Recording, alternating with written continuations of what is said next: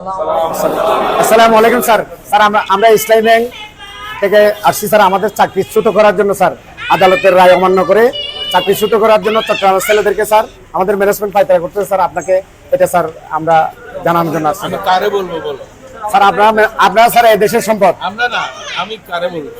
এটা বাংলাদেশ ব্যাংকে এবং ইসলামী ব্যাংকের ম্যানেজমেন্টকে বললে হবে স্যার। আদালত এটা অলরেডি হাইকোর্টে পরীক্ষা না নেওয়ার জন্য তারা এটা অবমাননা করে স্যার। বর্তমানে আগামীকাল শনিবার পরীক্ষা নেওয়ার জন্য আমি তো যাবো না, আমি তো থাকবো তো।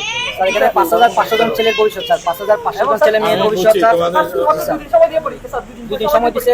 এখানে এমনও আছে স্যার, আমরা 8 বছর 10 বছর ধরে চাকরি করতেছি স্যার। আমরা বিভিন্ন ব্যাংকের বিভিন্ন অ্যাসাইনমেন্টের সাথে জড়িত। আমরা এদেশের স্বাধীনতার সার্বভৌমত্বের সাথে জড়িত স্যার। আমরা সব আন্দোলন সংগ্রামের রাজপথে ছিলাম আমরা স্বৈরাচারের বিরুদ্ধে। এটা বড় কথা নয়, তোমরা তোমাদের ব্যাংকে ছিলা, ছিলা। আমরা স্যার 8 বছর ধরে এখানে আমরা কর্মরত স্যার। এখন এই সময় এসে বলছে আবার নিয়োগ পরীক্ষা।